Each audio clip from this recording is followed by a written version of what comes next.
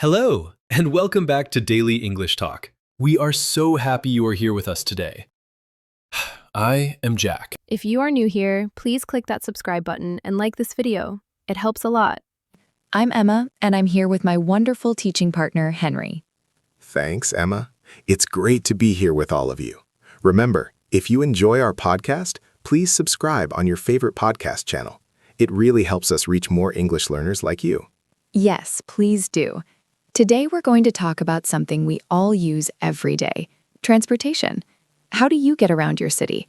How do you travel to work, school, or just visit friends? That's right. We'll explore different ways to travel and teach you useful words and phrases to talk about transportation in English. But before we dive in, Henry, how was your morning today? Well, Emma, I had quite an adventure getting to the studio today. My usual train was delayed, so I had to take a different route. But I made it here on time, and I'm excited to talk with you. Oh no, train delays can be so frustrating. I'm glad you made it though. My morning was much smoother. I woke up early, had a nice breakfast, and then walked to the studio. The weather was beautiful, so it was a pleasant journey. That sounds lovely, Emma. Walking when the weather is nice is one of my favorite ways to travel too. So Henry, since you mentioned your train journey, let's start there. Tell us more about how you usually get to the studio. Sure. I live about 20 kilometers from the studio, so I usually take the train. I walk to the station near my home, which takes about 10 minutes. Then I take the train for about 30 minutes, and finally, I walk another 5 minutes from the station to our studio. That's quite a journey. Do you enjoy taking the train? Most days, yes. I like that I can relax and read a book or listen to music during the journey. But sometimes, like today, there are delays, which can be stressful, especially when I have to be here on time. I understand completely. When I used to take the bus to work, I had the same problem. Sometimes the bus would be late, and I would worry about arriving late for my first class. That's a common experience with public transportation, isn't it? But despite the occasional delays, I still prefer it to driving in the city. Oh really? Why is that? Well, the traffic in our city can be terrible, especially during rush hour. Finding parking is also difficult and expensive. Plus, I like that taking the train is better for the environment than driving alone in a car. Those are all great points. I feel the same way about public transportation. It's better for our planet and often less stressful than driving. So, Emma, you mentioned you walked to the studio today. Do you usually walk? Not always. It depends on the weather and how much time I have. Today was perfect for walking, sunny but not too hot. On rainy days, I usually take the bus. And if I'm running late, I might take a taxi. That makes sense. It's good to have different options depending on the situation. Absolutely. What about bicycles, Henry? Do you ever ride a bike to get around? I used to cycle a lot when I lived closer to work. It was great exercise and very fast, especially during rush hour when cars were moving slowly. But now that I live farther away, cycling isn't practical for my daily commute. I see. Cycling is becoming more popular in our city. The government has been building special bike lanes, which makes it safer for cyclists. That's wonderful to hear. More cities should do that. It encourages people to choose healthier and more environmentally friendly transportation options. I agree. Have you ever tried an electric scooter, Henry? They're very popular with young people in our city. I haven't tried one yet, but I see many people using them. They look fun and convenient for short trips. Have you tried one, Emma? I have. My nephew taught me how to use one last summer. It was a bit scary at first, but once I got the hang of it, it was really fun. It's a quick way to travel short distances, especially when you're in a hurry. That sounds exciting. Maybe I'll try one someday. For now, I'll stick with my train journey. Speaking of trains, let's talk about longer journeys. Have you traveled by train to other cities or countries, Henry? Yes, I have.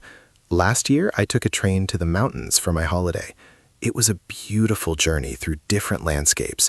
I saw forests, rivers, and small villages from the window. It was much more relaxing than driving would have been. That sounds lovely.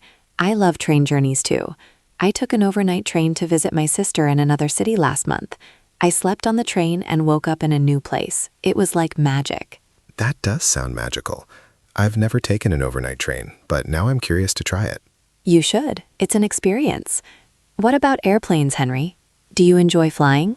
I have mixed feelings about flying. On one hand, it's amazing that we can travel to faraway places in just a few hours. On the other hand, I find airports stressful with all the security checks and waiting around.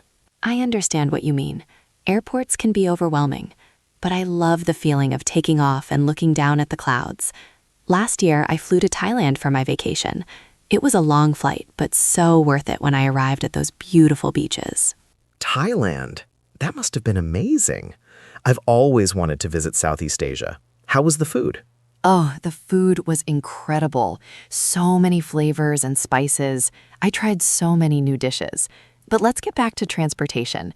How did you get around once you were there? In Thailand? I mostly used tuk-tuks, which are like small three-wheeled taxis. They're perfect for short distances in the city, and it's fun to feel the wind as you zip through traffic. Tuk-tuks sound exciting. I've only seen them in movies. In Thailand, did you try any other local transportation? Yes, I also took a long-tail boat to visit some islands. The boat had a long engine at the back, which is why it's called a long-tail boat. The ride was bumpy but thrilling. That sounds like an adventure. When I visited Italy, I took a water bus in Venice. That was a unique experience, traveling on water instead of roads. Venice must be beautiful. I'd love to see all those historic buildings from the water. It was. But let's bring our conversation back to everyday transportation in our city. What about taxis, Henry? Do you use them often? Not very often, as they can be quite expensive. But sometimes, when I'm carrying heavy bags or it's late at night, a taxi is the most convenient option. I feel the same way. Taxis are convenient, but costly. That's why I was excited when ride-sharing apps became popular in our city. Have you tried those, Henry? Yes, I use them sometimes. They're usually cheaper than traditional taxis, and I like that I can see the driver's information and track the car on my phone. It makes me feel safer. I agree. The transparency of ride-sharing apps is reassuring, and they're so convenient. You just request a ride through your phone, and someone picks you up, usually within minutes. That's true. Technology has really changed how we get around. Speaking of which, have you ever used a car-sharing service, Emma? I have. Last month, I needed to move some furniture, so I used a car-sharing service for a few hours. It was perfect. I could book a car for just the time I needed it, and it was much cheaper than renting a car for a whole day. That's a great solution for occasional car use. Car sharing is becoming more popular in our city, which is good for the environment since it means fewer cars on the road overall. Absolutely. It's all about finding the right transportation for each situation. Sometimes walking is best. Other times you need a car or a train. That's so true. Let's talk about some of the challenges people face with transportation. What's been your most difficult transportation experience, Emma? That's a good question. I think the most challenging experience was when I was visiting a foreign country and couldn't understand the bus system. The signs were in a language I didn't speak, and I didn't know how to buy tickets. I ended up walking a lot that day. That sounds frustrating. It reminds me of a time when my car broke down on a highway. I had to wait for 2 hours for help to arrive. It was hot, and I was worried about being late for an important meeting. Oh no, that sounds stressful. It's always difficult when transportation doesn't work as expected. That's why it's good to have a backup plan. Exactly. I always check the train schedule before leaving home now, and if there are any issues, I can leave earlier or choose a different route. That's smart planning. For our listeners, it's always good to have a plan B when it comes to transportation, especially when you have something important to attend. Now, let's talk about some useful vocabulary related to transportation. These words will help you describe how you get around in English. Great idea. Let's start with the word commute. Henry, can you explain what that means? Sure. Commute refers to the regular journey you make between your home and your place of work or study. For example, you could say, my daily commute takes about 45 minutes. That's a perfect example. Another useful word is fare, which refers to the money you pay to travel on buses, trains, or other public transportation. For instance, the bus fare increased last month. Good one, Emma. Let's talk about schedule. This refers to the planned times when buses, trains, or planes arrive and depart. You might say, I need to check the train schedule to see when the next one arrives. Excellent. What about transfer? That's when you change from one bus or train to another during your journey. For example, I need to transfer from the subway to the bus to get to my friend's house. Perfect example, Emma. Let's also mention congestion, which refers to heavy traffic that makes movement slow or difficult. You could say, there's always heavy congestion in the city center during rush hour. Great word. And speaking of rush hour, let's explain that term too. Rush hour refers to the busy times in the morning and evening when most people are traveling to or from work. For instance, I try to avoid driving during rush hour because of the traffic. Excellent! These words will really help our listeners talk about transportation more fluently. Let's practice using them in a few sentences. Good idea. I'll start. My daily commute involves taking the subway and then transferring to a bus. The total fare is reasonable, but I always check the schedule to avoid delays during rush hour. Perfect sentence, Emma. Now I'll try. When there's heavy congestion on the roads, I prefer to take the train. I check the schedule online and plan my journey to avoid rush hour, which makes my commute much more pleasant. Wonderful, Henry. For our listeners, try making your own sentences with these words. Practice makes perfect. Now, let's talk about some phrases you might use when asking for or giving directions related to transportation. Great idea. A common question is, how do I get to place? For example, how do I get to the museum? And a helpful response might be, you can take the number 7 bus and get off at the 3rd stop. Or, the nearest subway station is 2 blocks from here. Another useful phrase is this the right bus for destination? For example, is this the right bus for the airport? And the response might be, yes, this bus goes to the airport. Or, no, you need to take the number 12 bus instead. These phrases are so useful when you're traveling in an English-speaking country or city. Let's practice a bit, shall we? Sure. I'll be a tourist and you can give me directions. How do I get to the city center from here? Well, you have a few options. You can take the number 5 bus right across the street. It will take you directly to the city center in about 20 minutes. Or if you prefer, you can walk to the subway station around the corner and take the blue line. That's helpful. Thank you. Which option would you recommend? I'd recommend the subway if you're in a hurry, as it's faster than the bus, especially during rush hour. But if the weather is nice and you're not in a rush, the bus gives you a chance to see the city as you travel. Great advice. Thank you, Emma. That was a good practice session. It was. Now let's talk about some common problems people face with transportation and how to talk about them in English. Good idea. A common issue is when your bus or train is late. You might say, my train was delayed by 15 minutes, or the bus is running late today. Another problem is when transportation is crowded. You could say, the subway was so crowded this morning, or I couldn't get on the bus because it was full. And what about when transportation is canceled? You might say, my flight was canceled due to bad weather, or they canceled the 8 o'clock train. These situations can be frustrating, but knowing how to talk about them in English is really helpful. You might need to explain why you're late to work or ask for alternative transportation options. That's so true. Let's also talk about accessibility in transportation.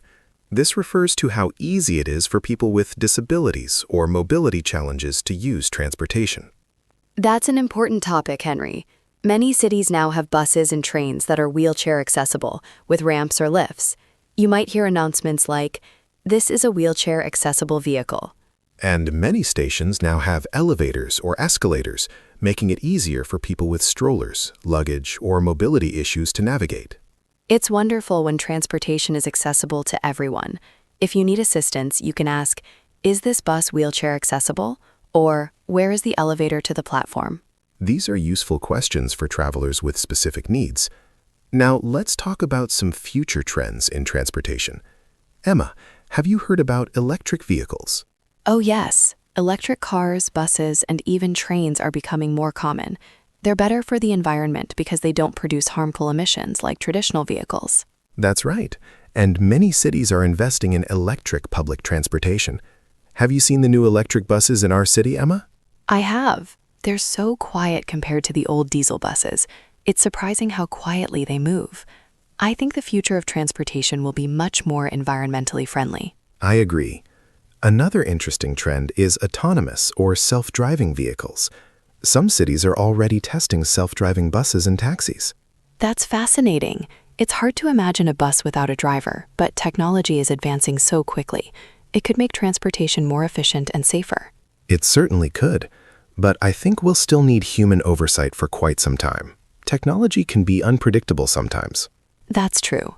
Well, whether it's traditional or futuristic transportation, it's always good to know how to talk about it in English. Let's summarize some of the key points we've discussed today. Good idea. We've talked about different modes of transportation, including walking, cycling, buses, trains, cars, taxis, and airplanes. We've discussed the advantages and disadvantages of each and how to choose the best option depending on your needs, the weather, and the time of day. We've learned useful vocabulary like commute, fare, schedule, transfer, congestion, and rush hour. And we've practiced phrases for asking for and giving directions, as well as how to talk about common transportation problems. We've also touched on accessibility in transportation and future trends like electric and autonomous vehicles. That's a lot of information, but don't worry if you can't remember everything at once. Learning a language is a journey, not a race. That's a beautiful way to put it, Emma. Now we have a special question for our listeners today. We'd love to hear from you. Yes. Our question today is, what is your favorite way to travel around your city? Do you prefer walking, cycling, taking public transportation, or driving? Tell us about your daily commute or your favorite transportation experience. You can share your answer on our website or social media pages. We'd love to read about your transportation experiences from around the world. It's so interesting to learn how people get around in different cities and countries. Your answers will help us all learn more about global transportation practices. And don't worry about making mistakes. Remember, making mistakes is a natural part of learning. Just try your best, and that's what counts. That's right. We learn from our mistakes, so be brave and share your thoughts with us. Before we say goodbye, let's remind our listeners about the importance of transportation in our daily lives and in our language learning. Transportation is something we use every day, so learning how to talk about it in English is really practical. It will help you in real-life situations, whether you're traveling in an English-speaking country or just having a conversation with an English-speaking friend. And by learning transportation vocabulary and phrases, you're not just learning words, you're learning about culture, technology, and how people live in different parts of the world. That's so true. Language opens doors to understanding other cultures and perspectives. Well, that's all for today's episode of Chill Talk English. We hope you've enjoyed learning about transportation with us. We've had a great time talking with you. Remember to practice your English every day, even if it's just for a few minutes. And don't forget to answer our question about your favorite way to travel. We can't wait to read your responses. If you enjoyed this episode, please share it with your friends who are learning English. The more, the merrier. Thank you for joining us today. Keep practicing, keep smiling, and keep exploring the world through English. Goodbye, everyone. Bye-bye. Take care and happy travels.